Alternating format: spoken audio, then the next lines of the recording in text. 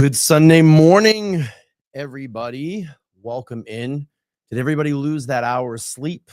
Did everybody lose that hour of sleep? I did. I didn't sleep too well last night. I didn't sleep well. Kind of up and down all night, but no problem. We're back here. We're back live on the live show. Gonna spend some time with you this morning. Gonna be kind of like a show. We might just jump around a little bit. There's lots of topics I want to get into. Probably going to open up the phone lines today. I know that Lauren, my friend Lauren, was going to join me today, but she is really sick. She started not feeling well, I think, late or early yesterday.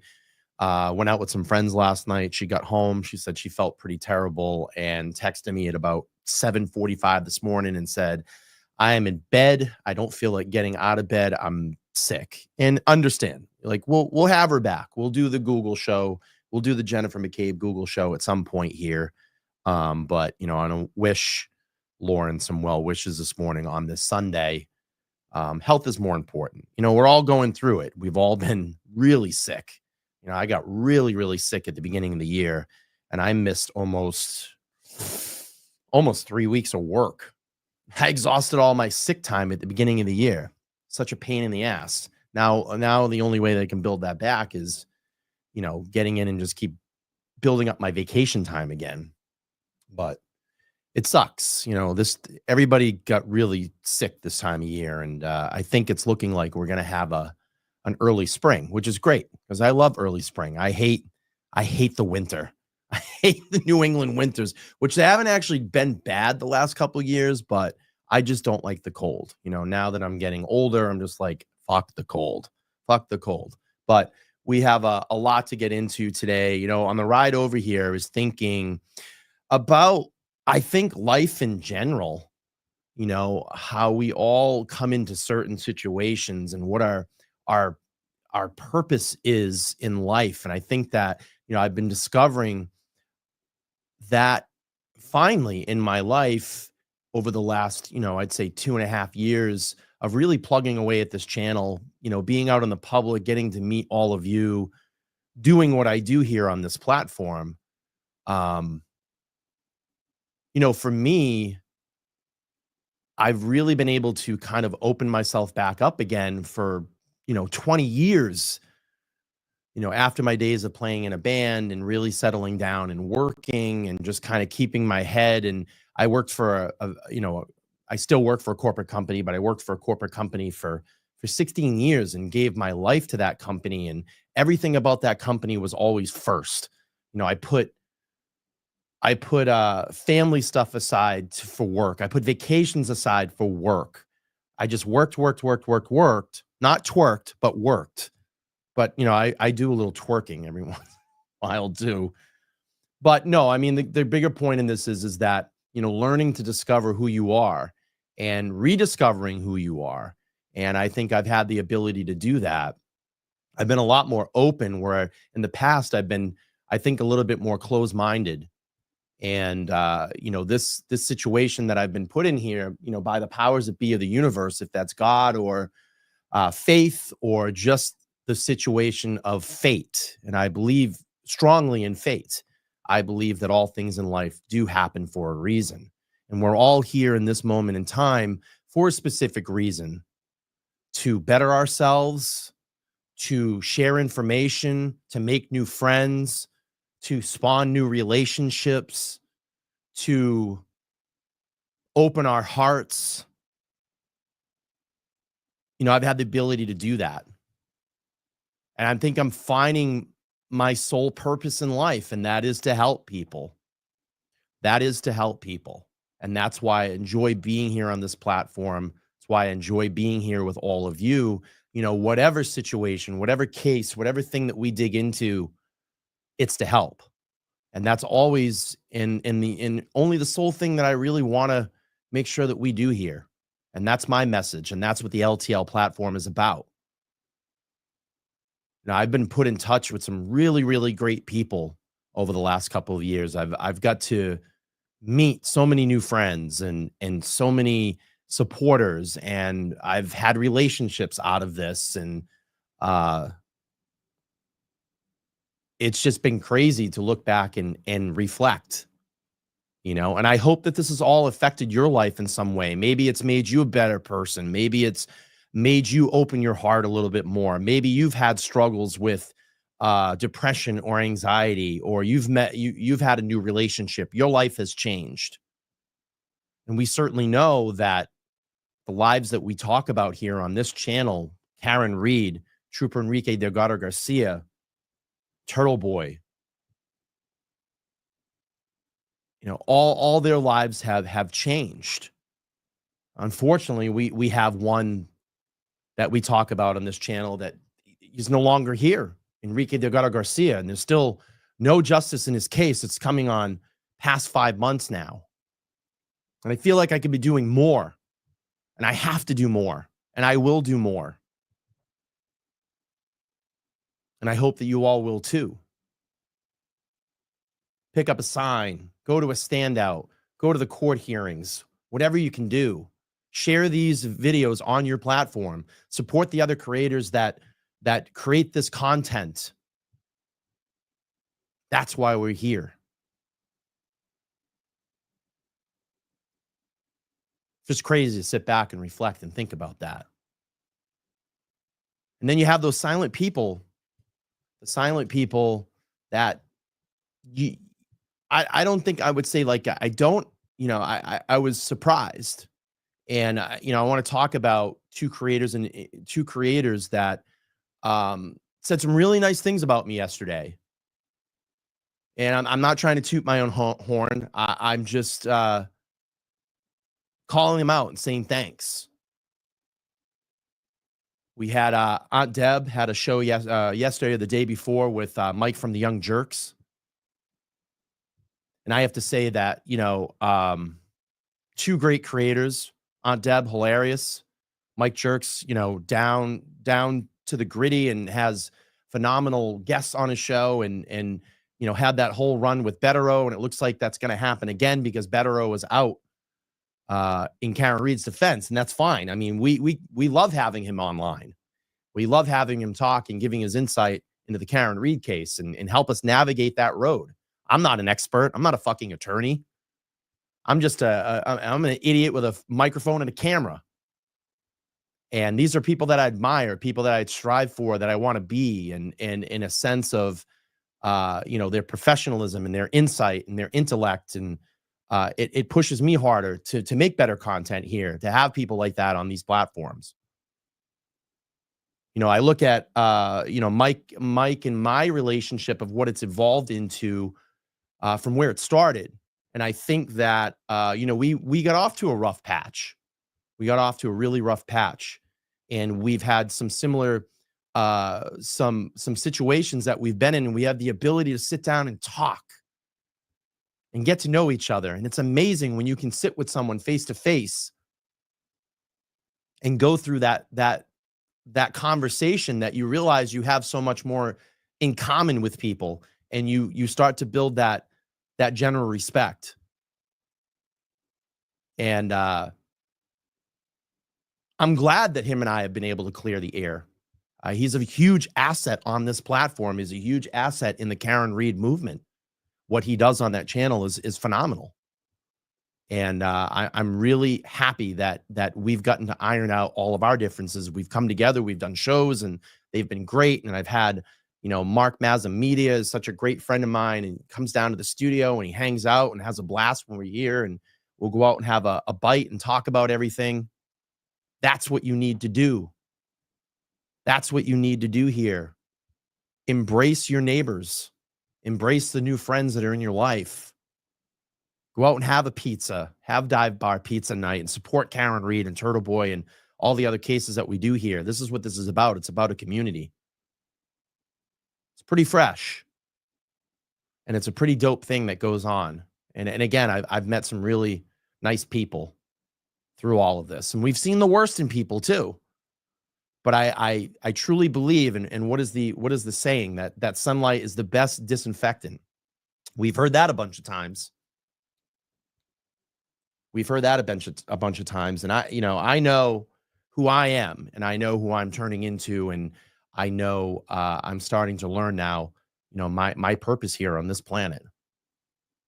And it's been amazing. It really has. It's been really amazing. So I just want to play a clip really quick. And I was completely surprised when I found out about this. Someone alerted me to it, and I put this out yesterday on my Facebook and said kind words by some kind people. And let's play that here. Unsung jerks. Who in the movement would you like to, or do you think should get a little more praise? Or what group of people or something like that? Is there someone that you think like really does something and you're like, fuck? Yeah, I'd like number one, my moderators. My chat moderators, I love them. Yeah. I say it every show, but they don't get enough praise. MJ, Stephanie, Jen. I just love our group of people that we have. They're amazing. So that MJ, number one. Stephanie, and Jen.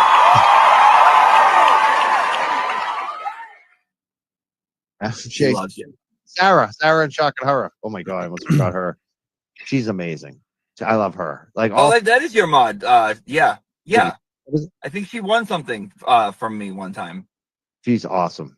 She is the best. All right, we got two more. But I'll give you a few more. I like LTL. I think LTL Media. Yeah, I completely agree with that. It's very serious. He raises a lot of money. I don't think he gets enough love or support. I think people should definitely be supporting him.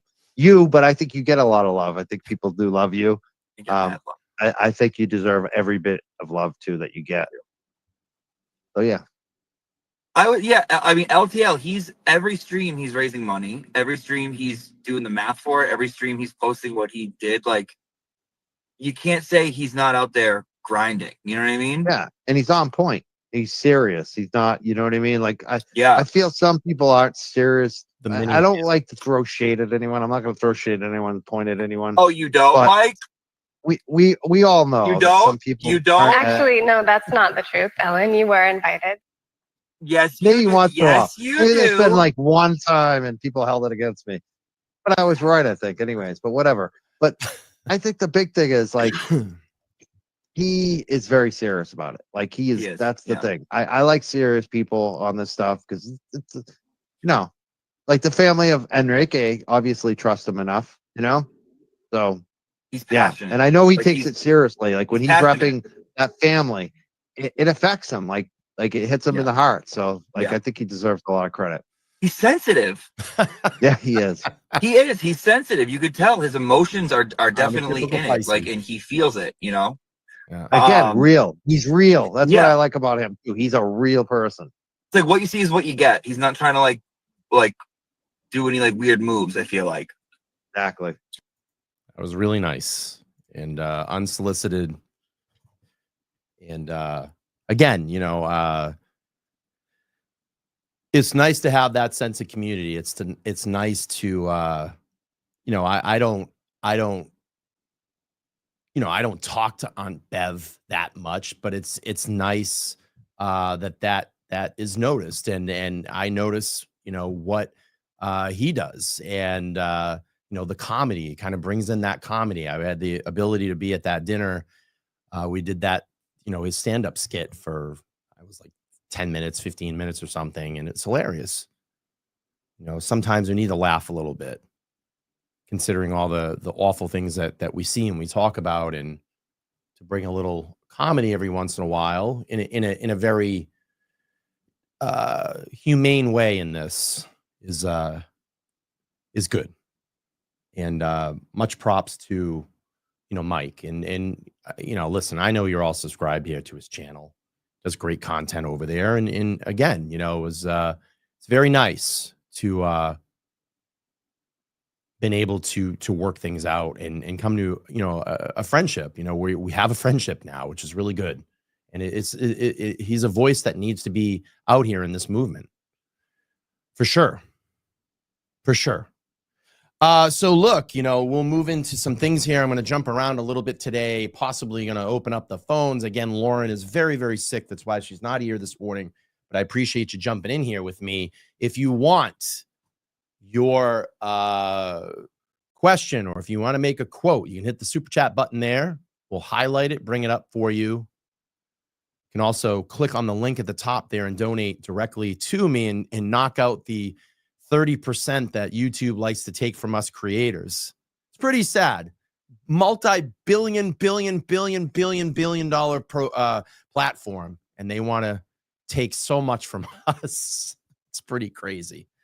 But let's do this. I got a couple articles that I want to bring up here, and then we're going to get into some Karen Reed stuff. We're going to open up the phone lines this morning. I keep saying this afternoon, but I want to make people aware of what's going on. We have another inmate in upstate New York that has died, that has been beaten to death by prison guards. And we know the conundrum that is going on up there in New York State. They're striking all across the state. The prison guards are striking, which is against the law. They should be arrested. They're breaking the law right now, striking. And I find it ironic, and we've reported about that here on this channel, about Robert Brooks, the murder in the beaten death, disgusting pig correctional officers.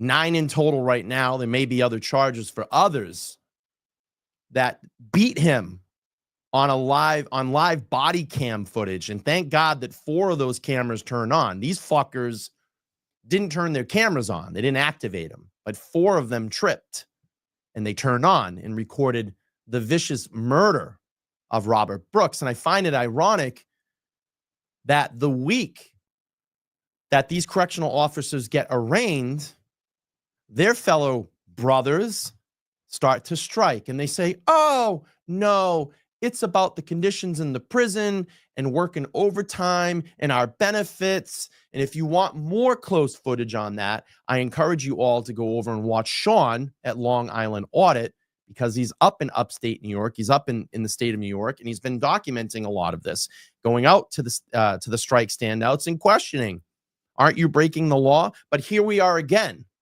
Another inmate dead, beaten to death in a New York prison. What the fuck is going on in that state? You know, I understand. They broke the law. They're doing their time. But it doesn't give you the right to go in and beat on someone and kill them. So let's listen to this little news clip here and get Harlem up to inmate date. dies in custody. The calls now from civil rights leaders demanding an upstate prison be shut down. Good evening. I'm Christine Johnson. Welcome back. I'm Alan Devlin. Activists say changes are needed in New York State prisons as state police investigate the death of an inmate from Harlem last weekend. He was the 7th person to die in a state facility since thousands of correctional workers began striking last month. Investigative reporter Tim McNicholas has the story. Justice for Messiah! Justice for Messiah! Civil rights leaders and a state lawmaker are calling for an upstate prison to be shut down after the death of an inmate from Harlem, Messiah Nantwi. 15 prison employees are now on leave, and Governor Kathy Hochul said early reports point to extremely disturbing conduct leading to the death. Did he do a crime? Yes. Yeah. Was he paying his debt to society? Yes. That's right. But it doesn't mean that his life should be taken. Nantwi was serving a 5-year sentence at the Mid-State Correctional Facility for illegal weapon possession and awaiting trial on 2 murder charges. Mid-State is across the street from the Marcy Correctional Facility, where 6 corrections officers... Isn't that ironic? Right across the street from Marcy, where they beat and murdered Robert Brooks. Isn't that ironic? Right there in the same old neighborhood, right, boys? Were charged last month with the murder of inmate Robert Brooks. It was stopped when the governor put in some real legislation and not just be a whole lot of talk. After Nantwi's death last weekend, Governor Hochul released a statement saying, in part, this tragedy is a reminder of the need for real systemic change within our correctional system. The statement also called for striking corrections officers across the state to go back to work, but the strike continues at 31 facilities due to safety and staffing concerns. They need to get back to work. because they have created a dangerous situation. No, you've created a dangerous situation, Governor. You've created a dangerous situation. Go out there in your fucking car, go to the protest or standouts and tell them to all get back to work. And if they don't want to do that, you need to arrest them because it's against the law. They're breaking the law. Okay? I know they've sent in the National Guard to take over some of these shifts and spots of facilities that are not being staffed at all right now. And what is happening is these inmates are just being locked down. They're not allowed to get their rec time right now. And when you put a bunch of people together and they're not allowed to get out and go through their daily routine in a correctional facility institution, what happens? They become like caged animals and they start fucking killing each other and beating each other up. She is responsible.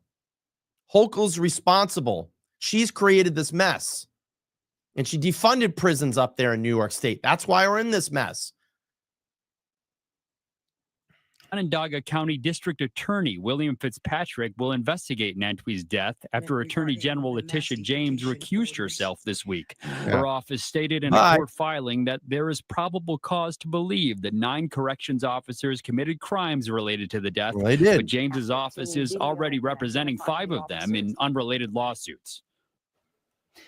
And the commissioner of the state's Department of Corrections released a statement saying, in part, "This cannot continue, and I will not allow these horrible acts to define us. It is time for this to end." Well, and Christine and Allen, state police are still investigating Nantui's death. All right, Tim, thank you. Yeah, it's time for you to do your job.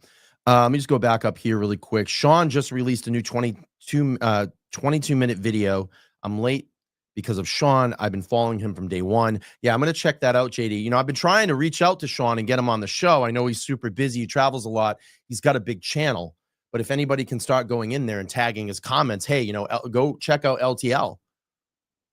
Come over and do a show with him.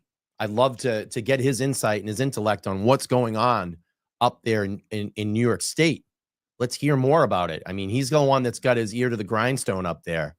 He can educate us more. I'd love to have him come on and get Todd McGee. Get Todd McGee on with us and have Sean on and have him tell us about what's going on up there in New York State. So go over, check out his channel. I know Duty Ron has been banging the drum on this from day one about Robert Brooks. I'll even call out Stephen A. Smith that jumped on this right away, right at the beginning, and was calling out on his platform about justice for Robert Brooks. So, yeah, Sean from Long Island Audit. Check him out. Not fucking Sean Floppo, El Lepo, El Dumpo. Not that Sean. Not fake Sean. A real Sean. Sean from Long Island Audit. And you can fucking clip that. You can clip that. I know he will. He'll put it up on his Twitter. Ooh, crying. All right, let's get local here. Again, I don't know if you're all aware, but we have a problem. We have a problem in Cape Cod at the new state police academy. Have you been aware of this? Do you know about this? And it's funny. You're going to hear a lot of things that have been going on in Cape Cod. This is a brand new facility. A lot of things that have been going on down there that have eerily familiar things that happen up in New Braintree, especially pertaining to Trooper Enrique Delgado-Garcia. Let's read through this a little bit here. It's disappointing. Lawmakers react to inappropriate conduct investigation at new police facility academy. A Cape Cod lawmaker who fought the municipal police training funding in Massachusetts is reacting to an inappropriate conduct investigation at the new East Falmouth Academy, and that is State Police Academy.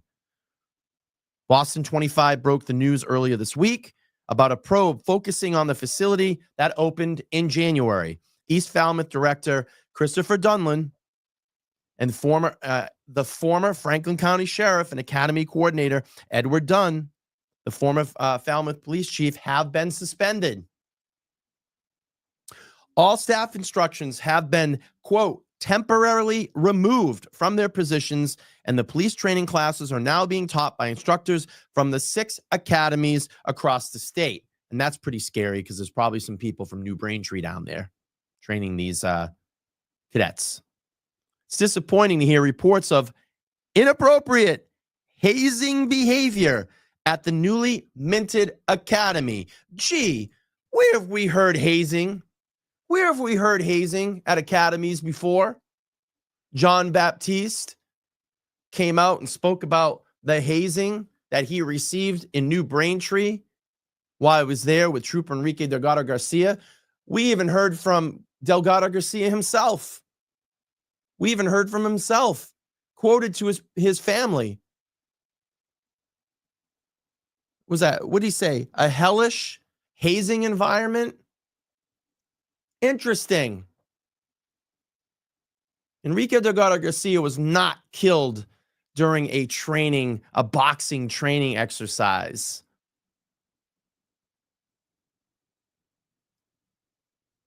I think he was jumped and thugged and beaten to death.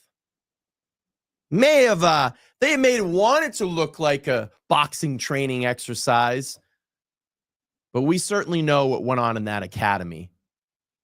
David Meyer brought in some former FBI agents to investigate the academy. This needs to be peeled back. These fucking academies need to be cleaned up.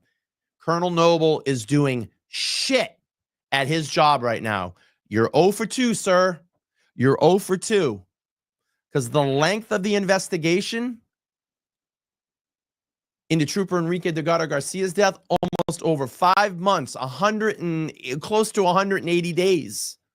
And now we have a brand new state academy that just opened, and look where we are again. You're batting 0 for 2, sir. And appointed by his buddy there, Maura Healey, Governor Maura Healey, appointed. He's going to come in and he's going to clean up. He's going to clean up this state. Accountability. He's going to do the right thing. He's going to put the proper procedures and programs in place to make sure that our state police are following the rules. I haven't seen any of that. And it's already starting in a brand new facility. Hazing, already starting in a brand new facility. Thank God no one got killed. Because we'd be right here again. Delgado-Garcia 2.0.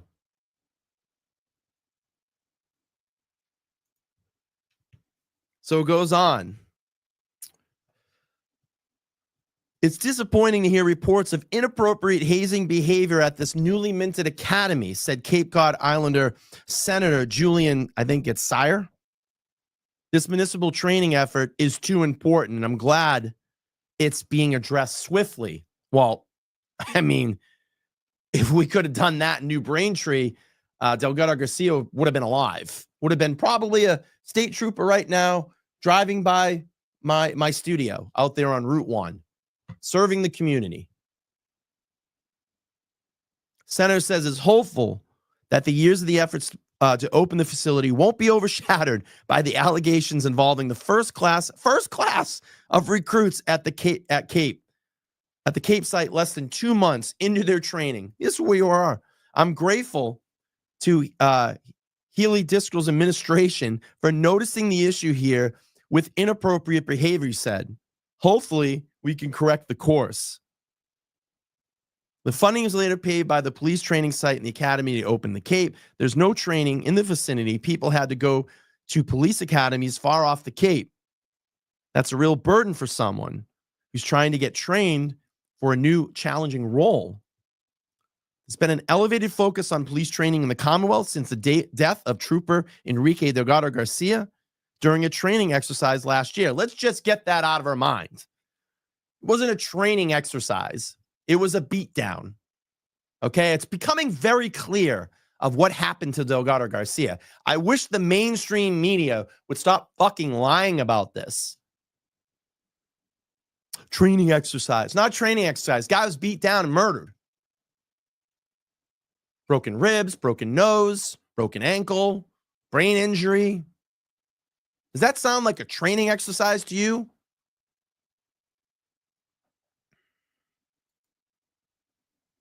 State officials remain quiet on the specifics and the inappropriate conduct allegations and staff and students, officers of East Falmouth Police Academy. Quote, there's skills and tools that new police need to do is work. It's compassion. It's training around how we deal with people in crisis. That's what we need to be focusing our attention on in training. Graduation for the first gate-based recruit class is scheduled for June. You can't make this stuff up, people. You can't make it up. I mean, what are we going to do here? We can't bring recruits into training facilities because they're going to get hazed. They're going to get harassed. They're going to get beaten. They're going to die. Where does this stop? And I need you all to remember this. I understand, and I want to put politics aside in all of this. Let's just erase Democrat and Republican. I need you all to look at this in an independent situation, folks. If you live here in the state of Massachusetts, and this is where the most important thing is, everybody always focuses on that national election. Got to worry about who the president's going to be. Is it going to be Biden? Is it going to be Trump? Is it going to be this? Is it going to be that? Just forget about that. You live in these communities. You have the power to go out and change what is going on in your community. Focus on your local leaders. Make sure you know when those elections are and get out there and vote. Vote these fucking people out that are not doing anything for your state or your community. They're allowing people to die in facilities where recruits and people and civilians go off to be trained to protect us in our society, in our communities. They're allowing them to fucking kill each other.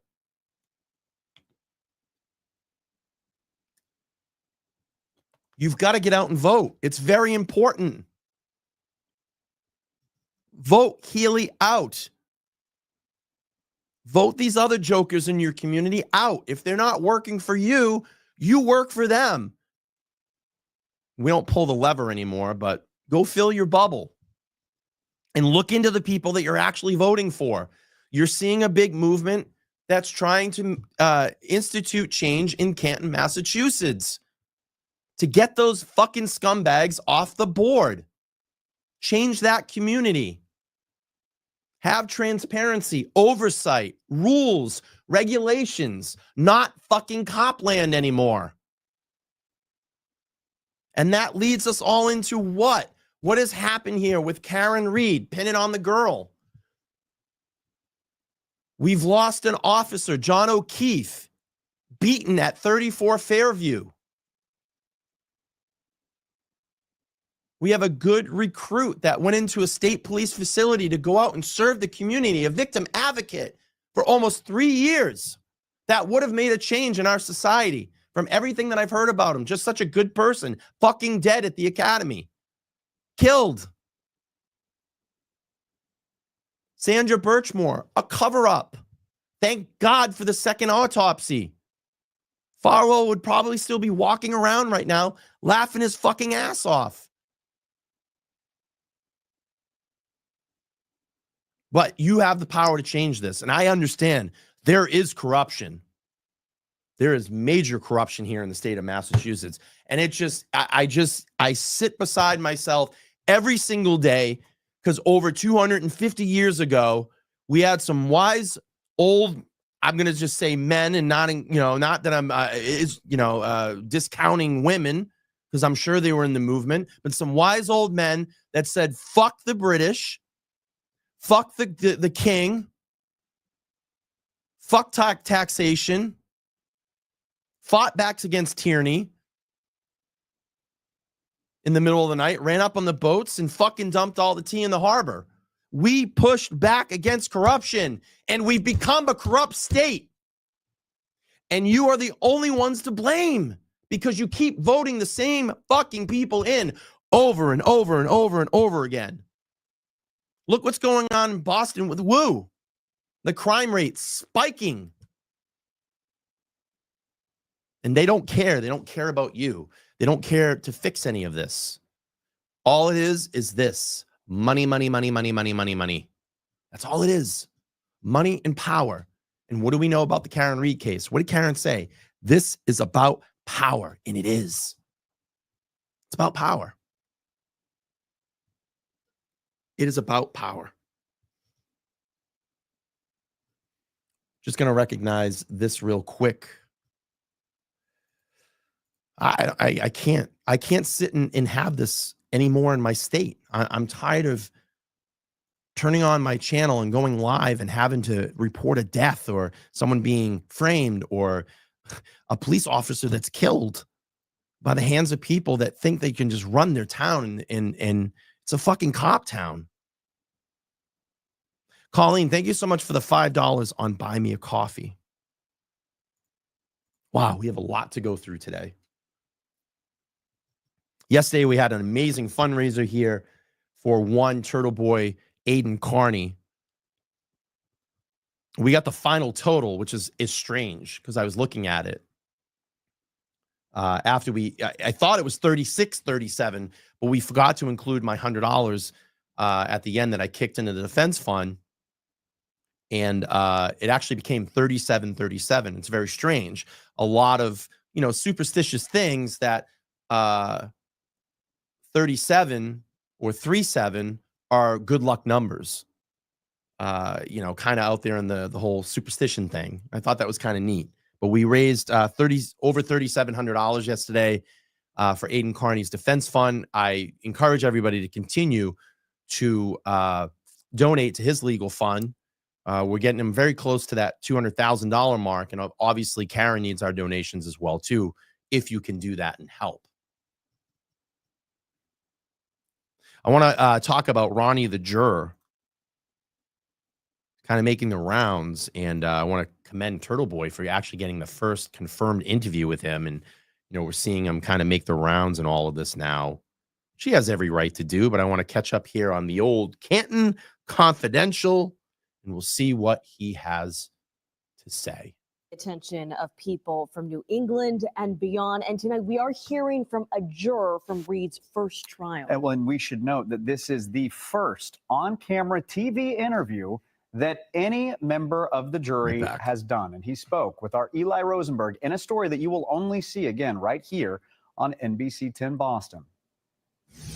Kind of overwhelming at first, and then it got very interesting, and then at the end, kind of disappointing.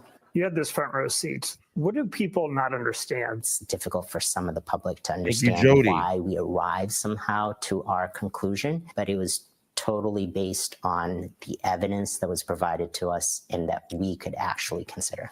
At the time, there were a couple things during the trial that were a huge deal as it happened on the outside. And I'm wondering, did it resonate with you? One being the testimony of Michael Proctor, the lead investigator, and those texts. It was very surprising. It was very unprofessional. And at that point, most likely we would discredit or not consider his testimony as strong. Another big thing was this Google search. How's long to die in the cold? That's the thing that, I want everybody to see what's going on here. That mainstream media, those cameras that push us out of the way at the courthouse when we're trying to get our scoop and report back to you, they will always discount what we do. But the funny thing is, they're all watching us.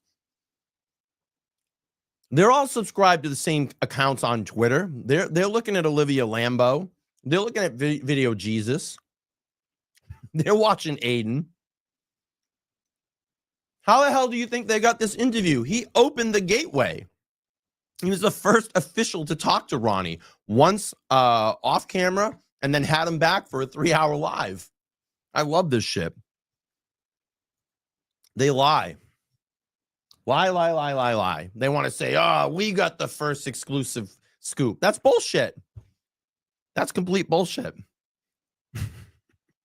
Let's go. We didn't believe that there was enough evidence or expertise to kind of indicate that it was reliable. It did not appear, at least to myself, that she intended to commit murder. The other piece, which was the leaving a scene of an accident, also did not appear very clear, and therefore everybody voted for those two charges as not guilty. That second charge, that was the one that was very debated in terms of whether ultimately she did it, became questionable. And now that is where there was reasonable doubt in some minds. Unfortunately, we didn't get clarification early on that we could look at each charge individually and independently of each other. If we had done that, then I don't know where we would be or if we would be talking today. Do you think there was going to ever be resolution on that second charge? I honestly believe that there would not have been any resolution because some people had very good arguments. And at that point, it was just trying to convince people and change people's beliefs, which would not be possible. And this was interesting as well. After spending so much time together, the 9-week trial, the deliberations, eating lunch together every single day, this jury still talks all these months later. They have a group chat, they share texts, and Ronald says he will be watching some of Karen Reed's. Gee, we'd love to see that conversation, right? We'd love to see those conversations. Second trial. He wishes those jurors all the luck. In Boston, Eli Rosenberg, they're gonna need NBC 10 Boston. Oh boy, we know what went on in the first jury. Isn't that ironic? Two jurors. What was that? Turtleboy was talking about last night. One of the jurors being out at a bar and then being seen, and then that information being relayed back to Fanning, and then it's just so ironic that that juror gets dismissed. What? On the day of deliberation or just before the day of deliberation. Funny how all that works. Funny how all that works. And then finding out Fanning being in charge of the jury. But hey, Hank Brennan, I have complete integrity.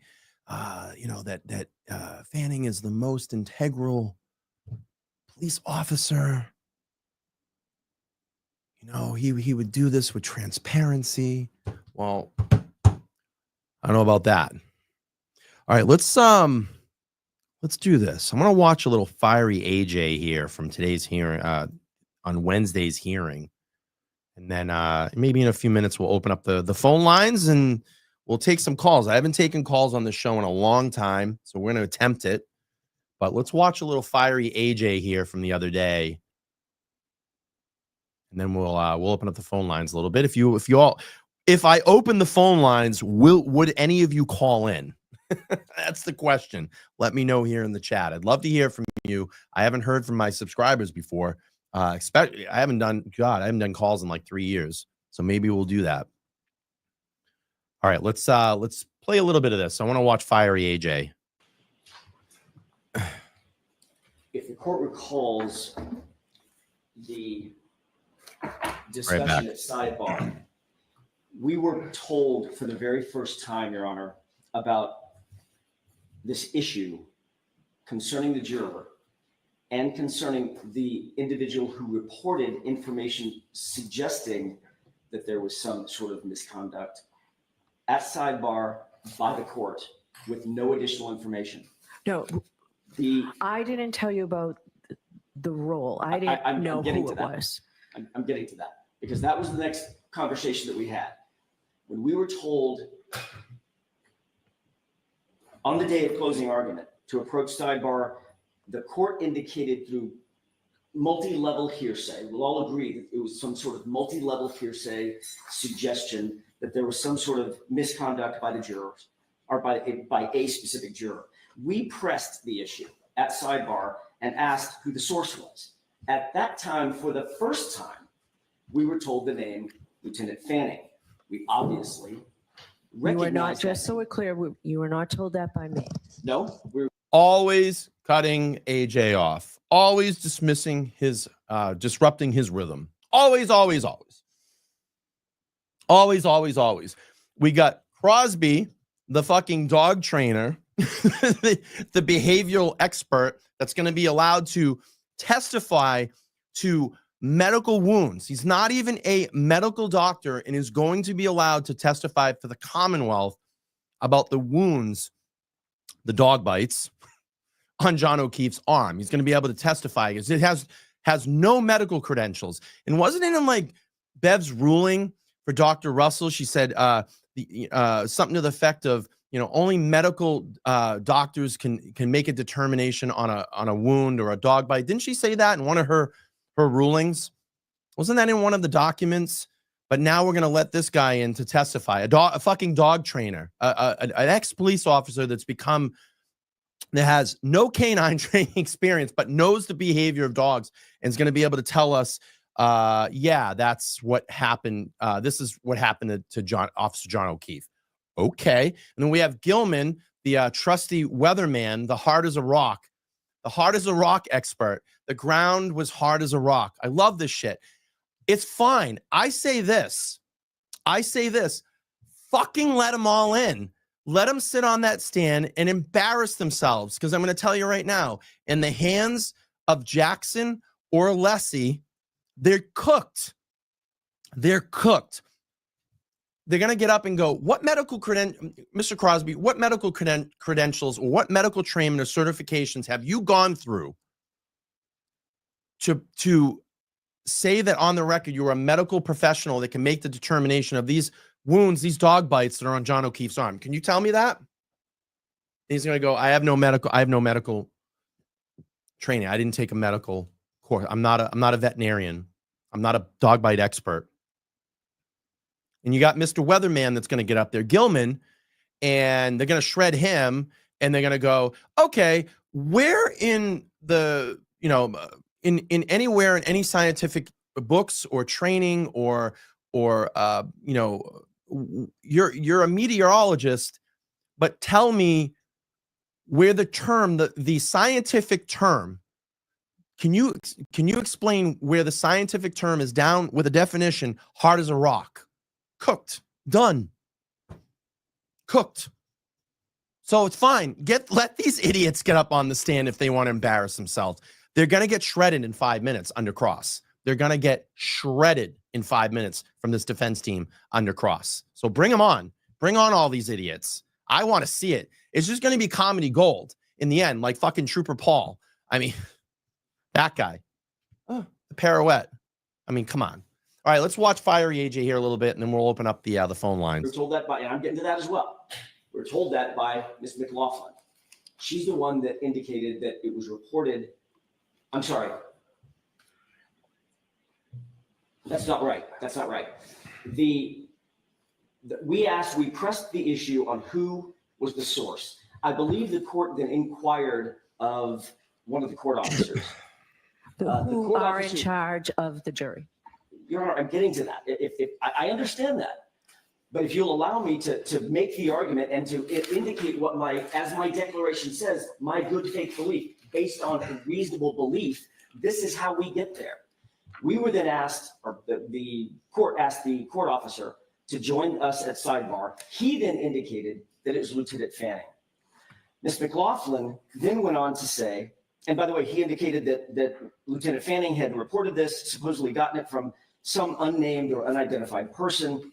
There was no evidence presented at the time, as the court knows. There was no declaration. There was no report. There was no supporting documentation whatsoever, no recording, even though this report to the court through the court officer from Lieutenant Fanning indicated that this juror may be, quote unquote, may be on a recording. And the court confronted that juror with that information. There was a brief colloquy with the juror where she said, not that I remember. No, that was the initial statement that she said in terms of any misconduct. No, I wasn't talking about the case. Over the defense's objection, this very potentially defense-friendly juror was then excused. During that discussion at sidebar, that's when Ms. McLaughlin explained for the very first time to the defense that who Lieutenant Fanning was in this circumstance. And she said that he was the, quote, commander of the extensive security operations that this case has required, period, end quote. I love that. That sentence says a lot.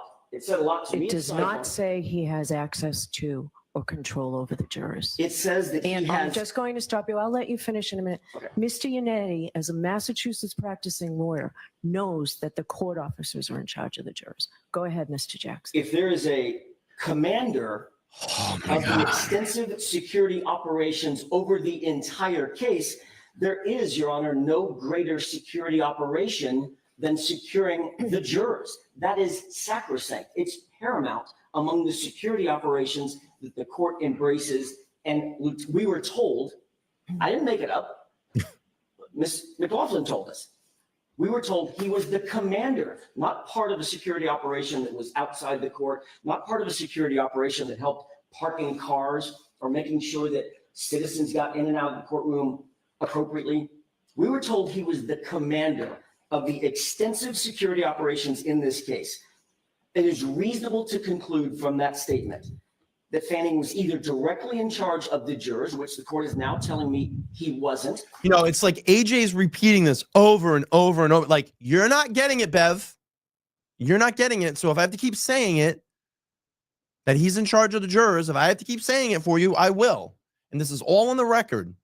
You're just going to keep repeating it and repeating it and repeating it. And she doesn't get it. Well, she gets it. She don't want to hear it. She don't want to hear it. And if you're seeing the bias here, you know, we've been talking about this for over 2.5 years. The bias in all of this, it's just becoming so clear now. It's so clear. Again, You were told that at sidebar that day by Ms. McLaughlin. No, we were not. We were told. I have the transcript. Well, Your Honor, what we were told is what his title was. Commander of the extensive security operations of the court. So we reasonably concluded that he was either directly in charge of the jurors or in charge of the people who were in charge of security of the jurors. But we were never allowed the opportunity to find out exactly what his role was because the court didn't take evidence, refused our request at the time in good faith. Both Mr. Yannetti and I asked the court to take evidence from Lieutenant Fanning. The court I think it was declined. Ms. Little. I'm sorry? I think it was Ms. Little who asked me to. And what was the court's response? The court's response was to decline that invitation. We didn't take any evidence, which would have drawn down on the issue, so I wouldn't have to make reasonable conclusions. I would actually have the information. So of course, Jody. That's one of the issues that is attendant to our motion to dismiss. I have high blood pressure anyway, but this shit drives me wild. Absolutely wild. I can't. I can't. It drives me wild. It seems wildly inappropriate. Here's what we do know about Lieutenant Fanning. Once his name was uttered, here's what we did know. He's among the troopers that is one of Michael Proctor's supervisors. He interviewed several prosecution witnesses who testified at trial against Miss Reed, including Laura Sullivan, Marietta Sullivan, Bridget Meehan, Heather Maxon. He interviewed all of those individuals. Professionalism. You know, he's cut out for these. I'm telling you, they probably go back to that hotel and they go, motherfucker. Or took part in those interviews. Lieutenant Fanning was at the defendant's home and seized her cell phone in January of 2024, just months before the trial began. Lieutenant Fanning was included on the text chain where Trooper Proctor said he was going through my client's phone looking for nudes. It all leads back to Proctor. All roads lead to Proctor. And it's scary. You know, we're getting here in October. You got Brian Walsh's case that's been picked up. And they're like, oh, we're not going to call Proctor. Well, yeah. What, you know, it just all leads back to Proctor and all of this. Unreal. And then his name comes up at sidebar as the commander of the extensive security operations attendant to this case. And he's the source to whom something was reported about juror misconduct. When you couple those two things together, that he's the commander of security and a person who supposedly, it's scary, through hearsay, overheard a juror making statements about the case, and they have an entire myriad of individuals to whom they could report it. They report it to Fanning, and then Fanning reports it to the court officer who reports it to the court. It is not unreasonable to conclude that he was at least within the orbit of the security operations governing the jurors, which is exactly why we put it in our papers. And without additional information clarifying that, we have no way of knowing that he wasn't involved or didn't have any direct access to the jurors. If he didn't, he didn't. And that's a fact that everybody can agree on. But when we heard the information, the only reasonable conclusion we had, given the fact that he was the source of the information and he was defined as the commander of security over the entire case, not part of the case, the entire case, which includes the jury, that is a reasonable conclusion. So you signed your affidavit 2 weeks ago when you already knew that he did not have any access to the jurors. No, I didn't. I absolutely did Signed not. and sworn under the pains and penalties of perjury this 21st day of February 2025. Correct. On February 21st, 2025, we were still at the first time that it was mentioned that he had absolutely no access to the jurors. He never had any contact with the jurors is when we received our responsive documents from the opposition from the Commonwealth. In that document, they mentioned he never had any direct access. He didn't have indirect access. They make these claims with no verification, by the way, no declaration, no supporting evidence, no declaration from the attorneys who filed the opposition. That's the first time someone actually took the position that he had absolutely no access to any of the jurors, direct or indirect. So when we Phone line is open if you want to call in and sound off. How do you feel here? Let us know.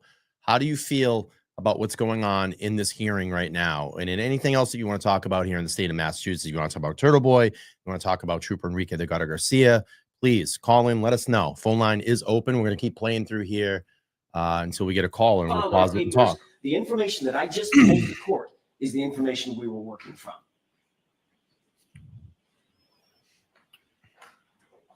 I will let you move on. I can tell you, I'm really not I'm going satisfied. to take this here. The 511 calling in. How's it going today? I don't know if I can hear him. Hang on 1 second. Let me make sure I'm good. Sorry. I'm having a little malfunction. Hello? Here. Hello. Can you hear me? It's Let's Talk Live. All right, we have a problem with the phone. I can finally hear him. I call back. It's Let's Talk Live. You are live. Who do we got on the phone? Hey, Brian, it's Laura from Jersey. How are you? Good. How are you, Laura? Nice to talk to you. You also.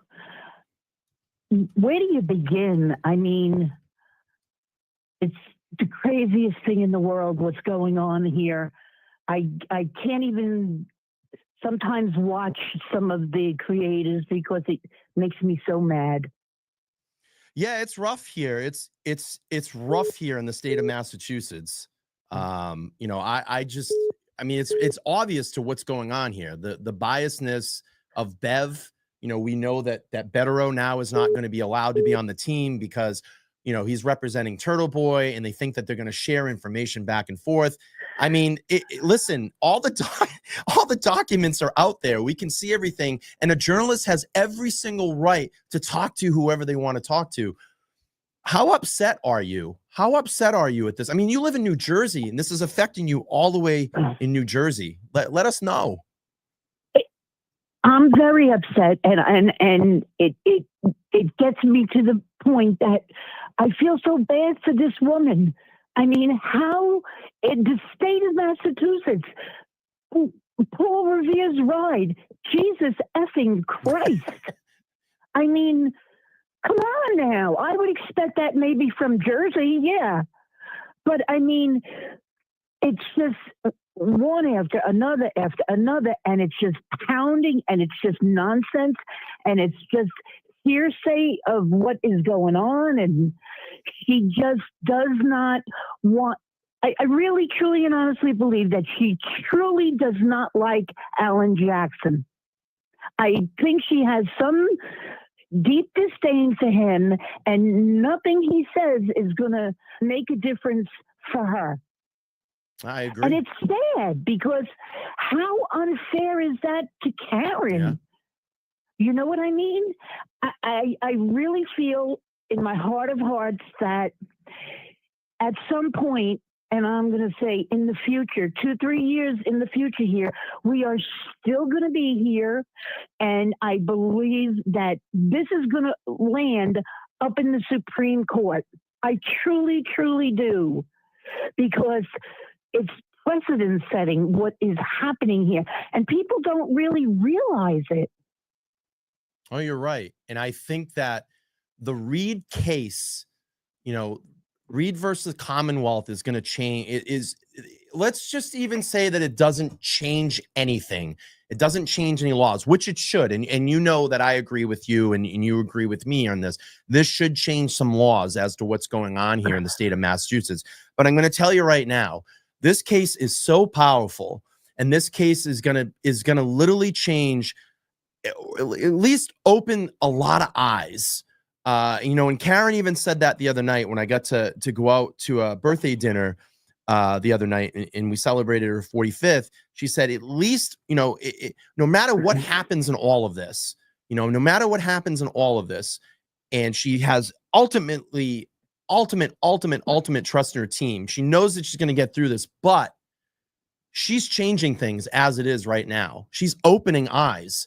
And I just hope that, you know, everybody can see this.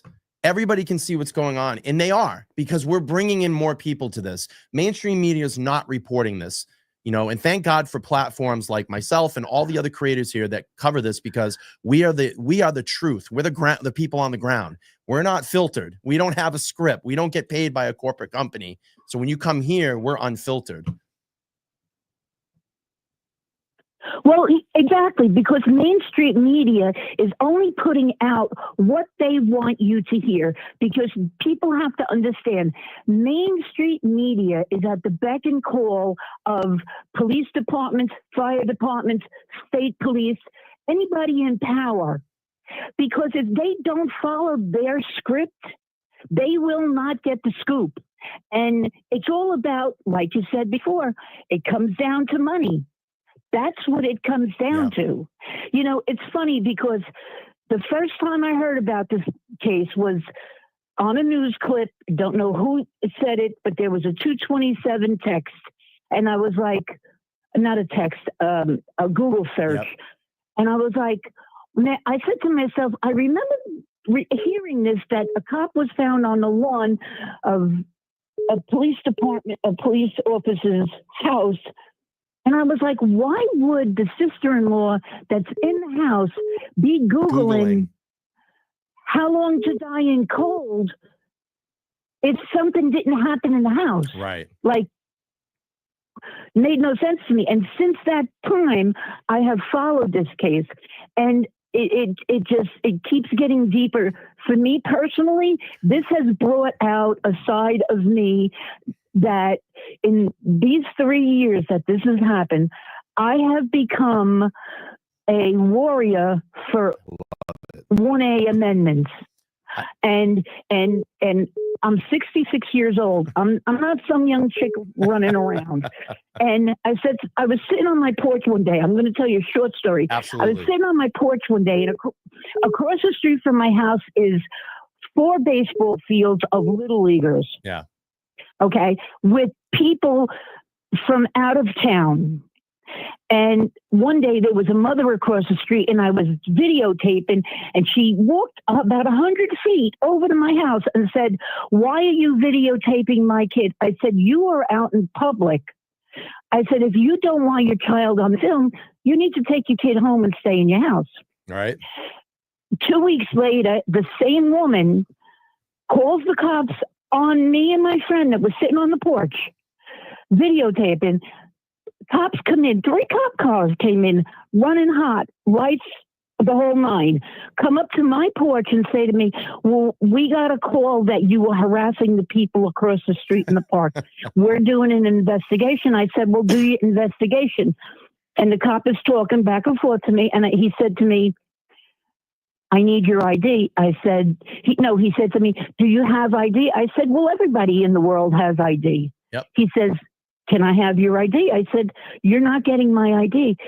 The other cop that was with him turned around and said, "If you don't give me your ID, I'm going to arrest you for obstruction." No. I said to him, "You know what? come on my property, come on up my porch and put me in handcuffs. I said, no, you're not going to pull that line with me. And it was the first time that I ever went back at a police officer, fully knowing my rights. And part of that came out of the Karen Reed thing. Yeah. Well, good for you. To stand up for myself. That's good, and you should. And and like I said, it's waking me up as well too. I'm just going to finish with this, and then I do want to take some other calls. But I appreciate you calling in. Yeah, sure. Just to let you know, keep you so long. no, it's okay. You don't have to produce any identification if you haven't broken the law. You have every right. Yeah, exactly. If they're not arresting you for a crime, you don't have to. So I'm going to let you go. Thank you so much for calling in. I'm going to take another call here. You have a great day. Free Karen Reed. Awesome. Take care. This is Let's Talk Live. Who do we have on the line? Hello. This is Chris. What's going on, Chris? Hello. What's up? Yep, I can hear you. First off, can you hear me? All right. First off, I want to say great show, Brian. Like, great start, man. Like, it's almost like I kind of thought I knew what I was going to say until I watched your show, and I'm like, oh, well, he just completely changed my whole mind today. Yeah, sometimes I get into those rants. You know, yes, no, they're great. Today was great. Plus, I just want to give you credit, man, that everything you've done for the Delgado-Garcia family. I'm in Virginia, and I'm way beyond the outrage. So literally, I just got out of jail yesterday. Okay. I can touch on so many topics that you touched today. I'm going to try to be fast. I literally watched a guy yesterday. I got out yesterday. I was in there for 5 days. Literally had a shaking. What do they call it? Seizure. Yeah. Out of the mouth, bleeding, and they laid him there. Walked away and said, "You can die in here." Literally yesterday. Guards said that. You're telling me guards said that? Yes. Yes. So when I've never been to jail more than overnight. So they gave me 5 days. I could tell you this story. It is what it is.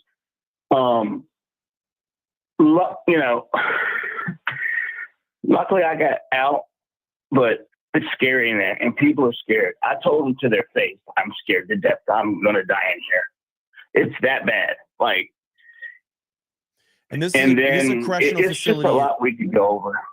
And you said you're in Virginia, so this is a correctional facility in Virginia. So this is happening all over the place. Yeah, in Richmond. Yeah, I mean, not Richmond, Chesapeake. I'm in Chesapeake. So, I will say, I went to the medical side, but I went down to the courthouse, and they did my court hearing because I missed my court date, which that's a whole nother story because they never sent me the letter, and my lawyer never told me. Yeah. But anyway, I've never been in jail, so anxiety, it was horrible. Okay, it was horrible being in a jail cell. I can only imagine what Miss Reed's going through mentally every day for 3 years.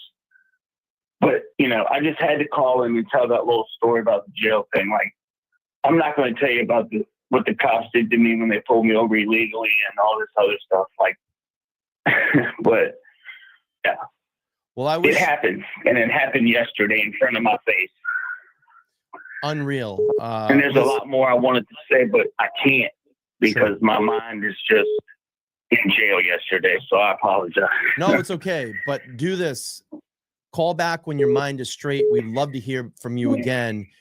I wish you well. I really do. And there are resources and help out there. If you need it, reach out, get those resources. I wish, wish you well in your life. And I appreciate you being a fan of the channel and watching today. Well, yeah, I do. So I was in boot camp. I was in the Navy. I've seen blanking parties. I mean, believe it or not, you can tie down somebody with dental floss if you have enough. Wow. They put the blocks in the socks and they hit you. Yep. It happens because when you run every morning, you have to run in rank. You can't fall back. If you do, we all get hit. We all get in trouble. We all have to do push-ups. And when nobody's looking, that person who can't do their job properly gets beat up. Just letting y'all know. Yeah, I believe it. And we hear more it of these happens. stories. I mean, I hope you believe it because I just told you. Yeah, no, I do believe it. I mean, I hear these stories all the time. even off air.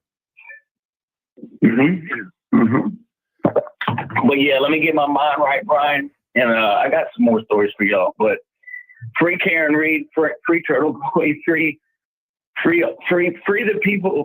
There's a lot of innocent people in jail, and in prisons. A lot of people that aren't criminals that are in there that are being treated like animals.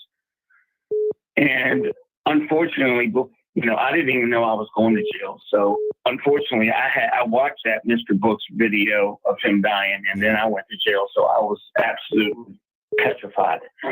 But keep going, Brian. Your heart's in the right place. Thanks for letting me call in and vent. And y'all just keep on fighting a good fight. All right, brother. You take care. You call in anytime you want, okay? Thank you, bro. All right, take care. You're on Let's Talk Live. Who's this? Hello? 508. Hello? All right, we'll wait for that call to come back. I guess I have to change my voicemail. I think it has my old opinionated idiot on there when I used to be the opinionated idiot. But let's open up the phone lines again until someone calls in. We'll go back to AJ's.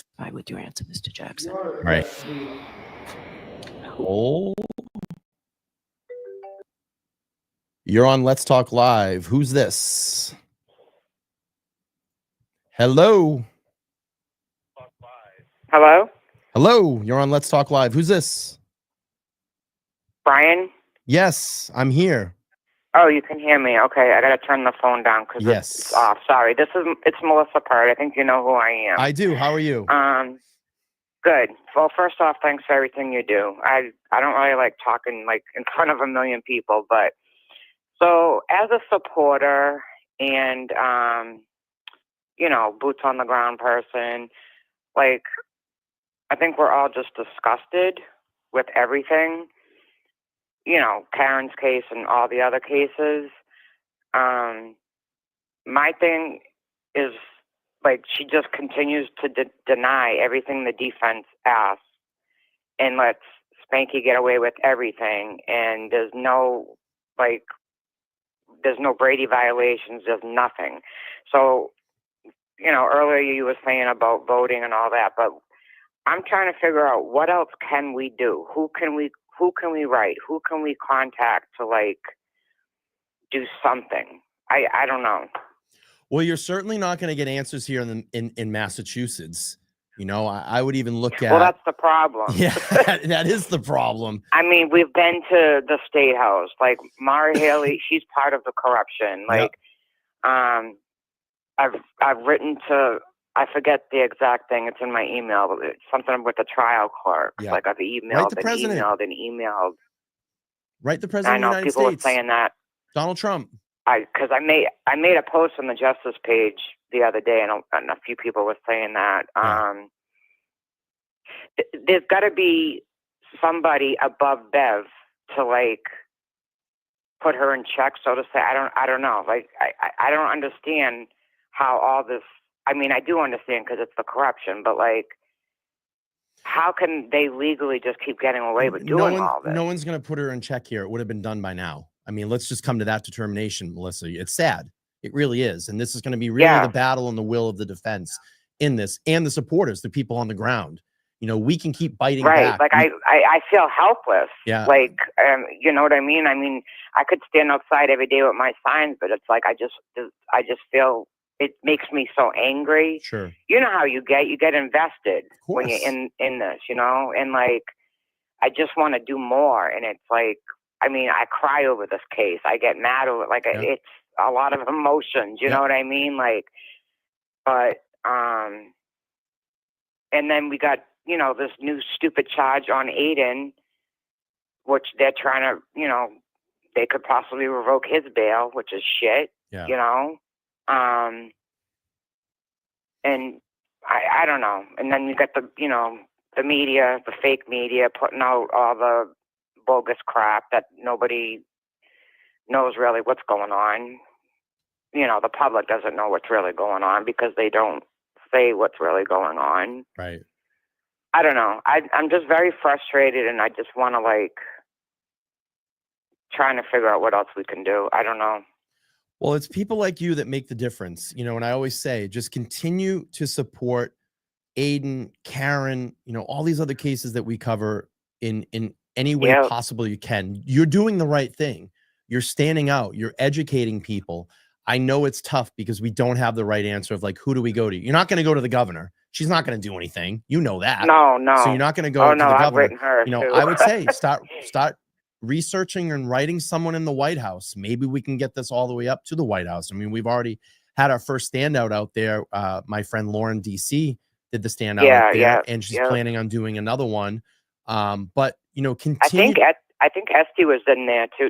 Went down there too. I think she did. Yeah, I think she did too. And I know she stands out in Boston all the time too. But just keep doing what you're doing. Well, I asked her yesterday if she wants to set up another state house standout. Yeah. I don't know. It's friggin'. I'm just frustrated and just like we all say, outraged. It's disgusting.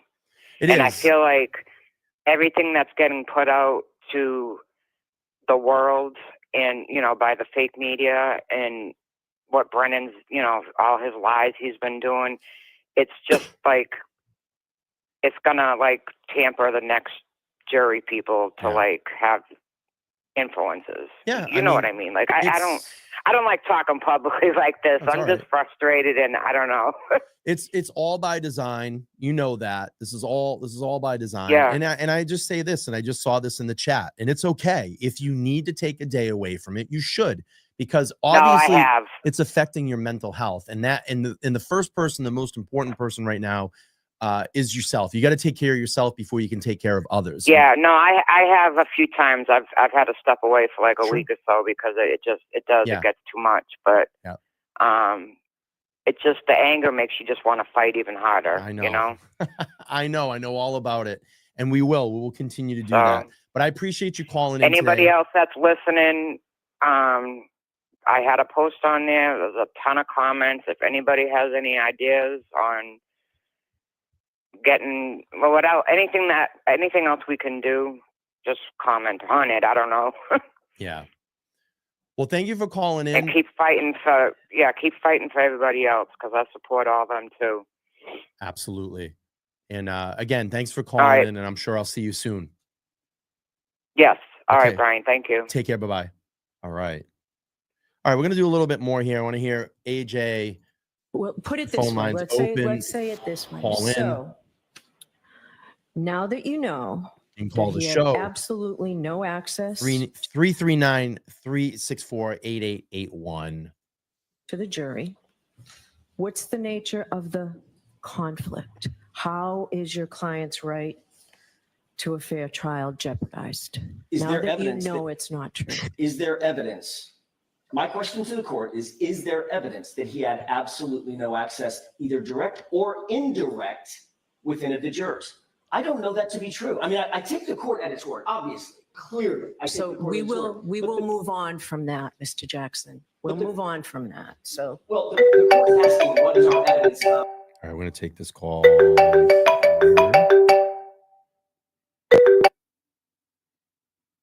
Let's Talk Live. You're live. Who do we got? Maybe not. You're on Let's Talk Live. Who do we got? Okay. Maybe not. All right, we'll keep playing here. Or what's our indication of the impropriety of him being the person that actually reported this misconduct and ultimately leading to the exclusion of a very, very defense-friendly witness. I'm sorry, defense-friendly juror, or presumably a defense-friendly juror. Hello, you're live. What's up, Brian? How are you? Who do we got? Where you from? This is Leanne from Tennessee. All right. Good morning. How are you? Oh, I'm fantastic. First of all, big time supporter of the show. Love every single thing that you do. Thank you. What's on your mind this morning? Definitely appreciate. What's on my mind is God save the Commonwealth. Yeah. I mean, I don't understand pretty much anything going on up there. Now, there's probably corruption in my own town in Tennessee, and I just don't know it. But watching these trials and, you know, being a complete layman over here, how in the world does Auntie Bev get to sit up there on her throne and just anything that the Commonwealth wants, she is like kissing their ass? Yep. I mean, how is that real? You know, I look at this in this situation. I guess I want to say there's going to be, I say like the one good thing that's going to come out of this. But I look at it and say it's being displayed right in front of our eyes. And it's not only that happens here in Massachusetts, this happens across the nation. But it's good for the sense of this. It is, and this is back to my 2 calls ago. I said, Karen Reed is opening the door for everybody to see what's going on. And then it's going to allow everybody, like I just said in my morning rant this morning, go in and vote these people out that are not helping your community. The people that put these people in power, they're all connected. Get them out. It needs to be scrubbed. And you have the power to do that through the power of the vote. You know, look at in your communities. Everybody worries about the president. Oh, who's the president going to be? Who's the president going to be? Start voting in your local community. You know, people that have sat on boards and you know, in positions for 20 years and they're not doing anything to improve the community. You have the power to get them out. Did I lose you? I definitely participate in our local government because I say the same thing all the time. Like, who cares who the president is? To me, they're all puppets. But anyway, another show. But it just know that around the world we are supporting Karen Reed, Turtleboy, every creator up there. Huge supporter. I try to watch everybody's. Yeah. Not sure if you have gotten to connect with Brother Council or not yet, but he's freaking awesome. Yeah. Y'all would be great together because you're both so nice. And yeah, so that's just what I wanted to say is God save the Commonwealth. And down here in Tennessee, you've got some people, just know I'm talking about it. I was at the doctor yesterday and my doctor was from, it was a little urgent care for ear infection. But anyway, he was from Boston and I noticed his accent. And I was like, oh my God, let's talk about Karen Reed. So like, you know, I think everybody that knows about it, just talk to anybody that'll listen, you know? Yeah. Spread the word, you know, spread the word. If people are interested in what's going on in our states and our local communities and what's going on with our law enforcement and our court systems, this is the case to talk about it. Point them in the right direction to, you know, the non-filtered media like myself and all the other awesome creators that cover this content. You know, read Turtleboy's blogs, you know, that'll put you in the right direction. Stop listening to the mainstream media. This is, and it's my tagline here on the channel, we are the future of independent media. And I appreciate your call today. All right, sir. You have a great day. Take care now. Bye-bye. All right. I'm going to take probably maybe one more call. Let's do this. We're going to call someone back. Hello? Now, I knew you were calling in. Am I live? You just called me. Yeah. I know you were calling in. I called you back. Yeah. Oh, great. Well, hey, everybody. How are you? We have the one and only, the great attorney, Nan Gallagher, on the phone. I just wanted to say, Brian, a couple things to you and your audience. First, it was so great meeting you in person. You are not only just a tender soul and advocate, and beyond that, you are a fashion horse, so stylish. I was stunned. It was just such a pleasure to meet you. And in line with the theming of your program this morning, I just wanted everyone to know, you know, there's always going to be good days and there's going to be bad days. You're going to get feedback out of court and from mainstream media, which I'm not a fan of, and content creators that may really feel like you get kicked in the gut sometimes. But you just got to keep dusting yourself off and follow every little detail of this case and keep showing up, and just everybody going and all of the attention to this, because Karen needs it.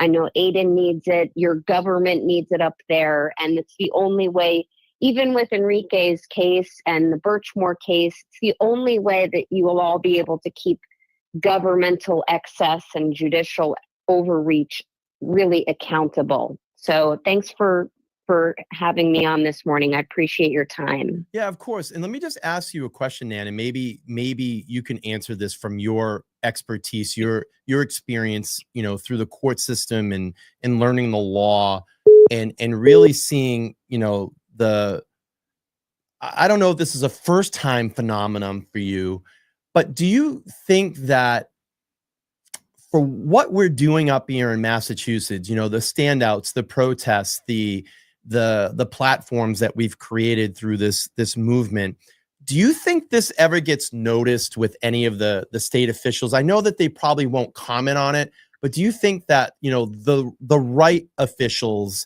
the people that are really paying attention, sit back and say, you know, hey, maybe we should change some things here. Maybe we should look into this. Oh yeah, absolutely. And you know, to your point, maybe they won't comment because there's this fear of, you know, it's really fear. And it's fear because people don't want to be held accountable. They don't want to lose their jobs, their pensions. They don't want to go out on a limb. And I have seen this before, not many times, but even in my vicinity, which is the New York, New Jersey metropolitan area, we've had a lot of people come forward and have standouts and local content creation on issues involving gun control, for example, and, you know, police overstepping in how suspected criminals are handled, you know, and people do notice this, and it does grow exponentially. So, you know, I was lucky enough to see it in person with day and a half, but I will tell your audience, ultimately, the only way something is going to change is if you keep doing this, because people, you just can't ignore it anymore. We keep using the term elephant in the corner, and it really is just something that, you know, think about it. If she's acquitted, which I'm very confident she will be, there will be a retrospection here. There will be a looking back, and all of the people who had Karen's back and tried to hold the Commonwealth accountable, and the prosecution and police, people will look back at that and say, how can we prevent something like this from happening again? So while it feels like sometimes the wind is knocked out of your sails, all of you, and it feels like, why am I doing this? Or I need to take a little mental health break. That's okay, because it will be here when you feel rested and rejuvenated, and you have a team of people who are just going to group together and stand as one for one unique cause here, which is you all are entitled to have your civil rights enforced. Those are things that your founding fathers set forth for you. And I can't think of a better place for that to really become paramount than up in your neck of the woods. So, yeah. Thank God for Paul Revere, right? Exactly. It's very symbolic, I must say. It is. It is. Nana, I appreciate you calling in. I appreciate you as a person. It's been such a pleasure getting to meet you. I got to have you back live here on the show sometime when you get some time. I know you're getting kind of pulled in every direction right now, but I'd love to have you back here live on the show. And if you come back up, we have to plan something for you to come in and sit here in the studio, and we'll do a live together. I'm already planning, Brian, and I will definitely take you up on that offer. I can't wait to see your studio. All right. I appreciate it. Thank you so much. Happy Sunday, and thanks for calling in.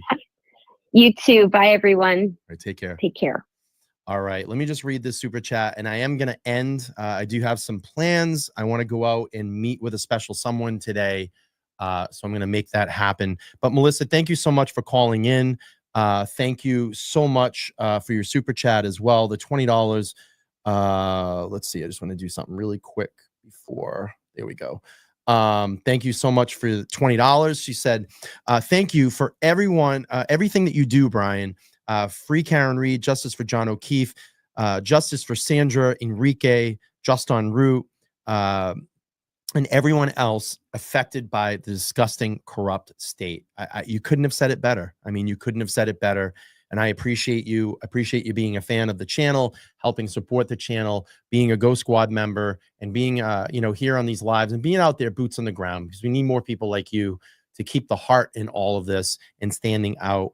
And it truly makes a huge difference. But I think it was a success today. We took some calls. We had some great calls.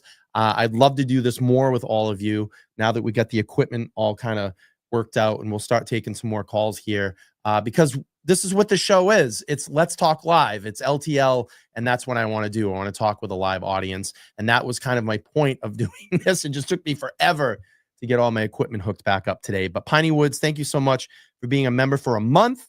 She said, woohoo, in Free Karen Reed. And I want to thank Nan Gallagher for jumping in and calling in today. I do appreciate that. And I'm going to head out. I'm going to grab some lunch, and then I need to go see someone today.